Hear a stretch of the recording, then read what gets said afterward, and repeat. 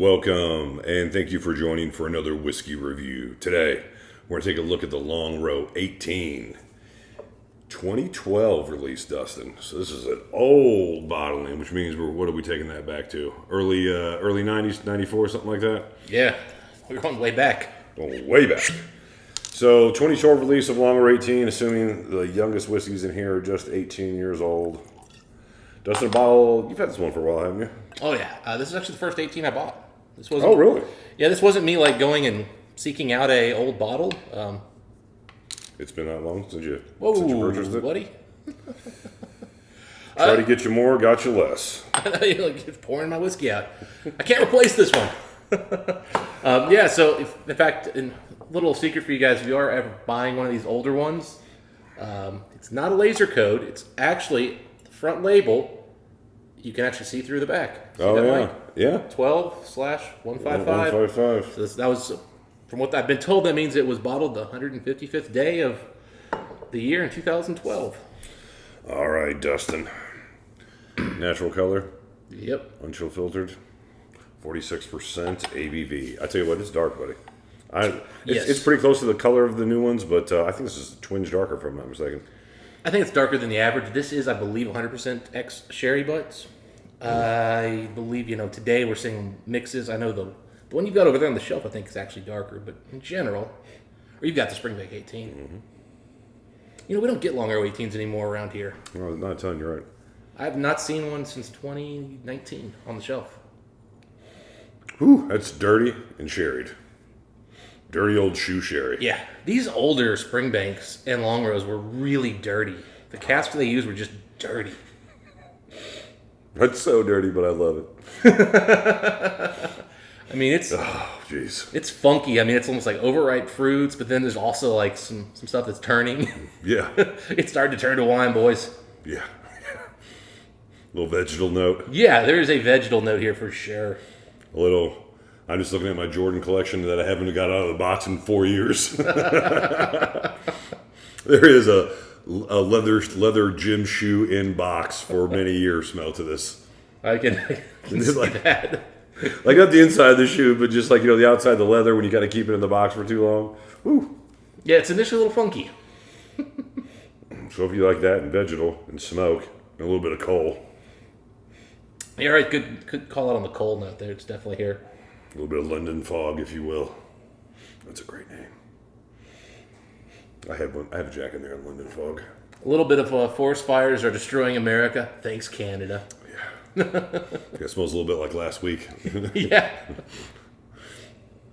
This won't post this, but yeah, we had a rough end of July around here. Now, Donald Rance, if you watch this, I expect a sorry in the comments. I could not breathe. Yeah, I went outside one night just to get like a freaking DoorDash, and I was just like, God, I think I just smoked a cigarette. There is some, there's a twinge of sweetness that, when you said cigarette, reminds me of candy cigarettes. Twinge of candy cigarette. I get a little bit of fruit sweetness, a little bit of... Nice little ridge of vanilla. I am struggling to get through that, honestly, cigarette ash and coal note. Because I think there is that vanilla, but it's like they're together, so together. But it's like walking in an old house. You get past the shoes first. You got to get past the coal stove. As soon as you do, some vanilla cake. Twinge of icing. Yeah, it's there, but man, I wouldn't have called it out just because it's so intertwined with that smoke. I tell you what, it comes off a lot steeper than 46%. Very rich. I mean, Longrow is a meaty, rich, heavy malt for sure. Man, these old ones though, they didn't try to clean them up. Mm-mm. This is gritty old movies. This is uncut footage. Oh yeah. Faces of death, if you will. Oh man. What do you get? It's exactly what you expect from the palate from the nose. I can't wait. It's the gritty, dirty, a little fruity, a little sour, funk. But then when you swallow, man, the smoke just wallops you. It's like a smoke bomb. Whatever fruit is on this is fruit no one wanted to buy. No. And then there's like a spice now on the like after the finish, like it just lingers, just oak spice, but really nice oak, good little bit of spiciness. It's not rich or old oak. In 18, you wouldn't expect that. You're just now getting into what I like to think of, where you're starting to get some old whiskey notes, and here they come off more like a little bit of leather. There's some funk notes in here that could make me think old antique cabinet, but it's not aged notes. It's funky oak notes. You had to kind of add to yours a little bit of salt and sugar on like a horse saddle. I can see that. I mean, but I'm getting all the original notes that you got. I mean, man, this thing is dirty. This is crazy dirty. Yeah, this one might actually honestly be at the point where I need to transfer this to a smaller bottle because I don't plan on killing this. I want to keep this around for a long time. Yeah, this is absolutely... It's a rare occasion I crack this one. Has some type of gym-esque locker room quality to it, though. Yeah, but once you get past that, the sherry cask is a little bit more predominant. The sweetness to me is very, very recognizable here. I do agree with the spice note that I was not picking up on the palate, but I do pick it up on... Excuse me. Nose. I was not picking up on the nose. I am picking it up on the palate. And the spice almost like a hot spice, kind of hot cinnamon. Yeah. Just dancing around the tongue a little bit.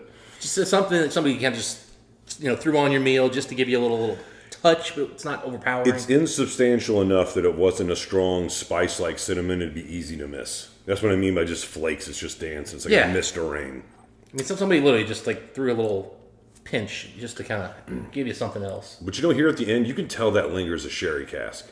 There is a very, I don't want to go as far as grape, very purplish sort of feel to it, but you're right. That sherry note is just saturated in coal smoke. Like to where you really run, where does one start and the other one stop? Anybody's guess. Got a little bit of candied watermelon on the finish this with the drop of water. Watermelon, that's a good note. I was saying something red. Yeah, I was saying something red. That's a good pickup right there. Oh man, the spice is even like gotten more like savory, something you put on like a bread note now. So with like water, not quite garlic, but savory. Yeah, with water, I don't know if it's the spice of cinnamon anymore. I kind of like what you said about like with the watermelon was some type of lighter spice almost. Yeah, I feel like I just had some kind of like Italian bread with some Italian spices on it. And I've got like a savory, kind of buttery, almost spicy. like you put olive oil to it. Yeah, like olive oil with like whatever those kind of random spices they put in, like one of the. Parsley. You're not at a super high end restaurant, but you're at a place where maybe some type of basil. You're gonna drop $40 on an Italian dinner. Yeah, actually, basil's probably a good one. It's called the Olive Garden, Dustin. I said good. I didn't say the worst place you've ever eaten. That place is always packed around here. Yeah, and everybody's ordered the cheapest possible dish, and they just want to fill up on breadsticks. I tell you what, though, this really opened up with some water. I'm always leery when it's 46% AV for it. So most Springbank offerings, Longrow, Hazelburn, you're a little iffy with it. But man, this one, probably because it's older, really, cracked this open nice. Yeah, no, I put the very smallest amount of water in here, but it really did a nice job just bringing it. It brought it together, and it brought out a little bit more of the sweetness, and it carries over to the palate. The palate got better too. Usually. The nose gets better, the palate gets ruined. That's how it almost always seems to work. It took some of the sharper edges off the palate, which would make sense. But yeah, pretty consistent. I think it kind of turned up the smoke, coal note slightly. Yeah. You're right. The spice note isn't cinnamon. It's something a little blander, but still, like when you said grainy or some type of bread note, that resonates with me. I really can't nail it though. No, it's. But I still say there's some type of strawberry in this here at the end too. So that's where I'm getting that candied watermelon. It's another good one. It's such a generic, like it's a candied watermelon that's almost coming in a little grapey. Like if that makes any sense. There is a grape skin note to this. Earlier when I was kind of trying to focus on the sherry cask version of the finish, I was thinking grapes. Initially, I think it starts out with the watermelon, and then it gets grapier as it like sits on your tongue. Because now, like, it's more grapey, more classic sherry. More classic, yeah. Yeah. These were great sherry casks that probably were second fill, but, they weren't, it wasn't a long first fill. So they were active, but they weren't, like, aggressive. Assuming that this is just 18 years old, what would that be? Like a 93 or 94 vintage? Yeah. Which sounds about right because Longrow, I believe, was in hiatus for a little while. I think they just were bringing out Springbank, and remember they weren't doing any. Heck, this is like probably early on when they got back to doing floor batting even. So I can't imagine they had anything older by much because I think this is maybe only like a third release or fourth release once they brought the Longrow 18 back. So we're as far as a whiskey score on this one, Dustin. Allow me. Go ahead. My enjoyment of this is a little bit higher than what my score is going to be, but this is a really fun whiskey. But I'm at an 88 out of 100 on this one. A little basic, a little straightforward. It comes off very pungent, let's say, initially, until you put some water into it. So it takes a little bit of time. But, this bottle's been open a while, and it still comes off very Sex Panther from Odeon. 60% of the time. It works every time. Every time. That was a great delivery. But it comes off, very pungent at first. Yeah. Smelled like straight gym shoe. Smelled like Air Jordan 4s. I know from a fact when I first cracked into this bottle, the more you drink it, the better it gets. Mm-hmm. Like it's one of those where the more you put this flavor on your palate, the more enjoyable it gets. It builds.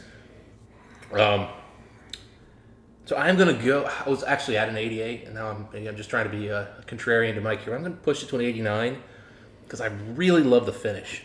It is good. I was gonna go 88 because it is a little thinner than I'd like, but the way the finish builds up and the way it lingers at the end is so good and so impressive. I gotta go with the higher score there. So I'm gonna give it the 89. Great whiskey, and my enjoyment factor is closer to a 91. I love this whiskey. Spill it on the table. Table gave it an 88 too. The table's palate sucks. It does. He's a meathead.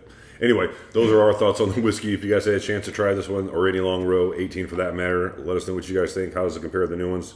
We know it's way dirtier. Way dirtier. Dustin, until next time, what do we wish the folks? Happy, really funky drinking. We'll see you then.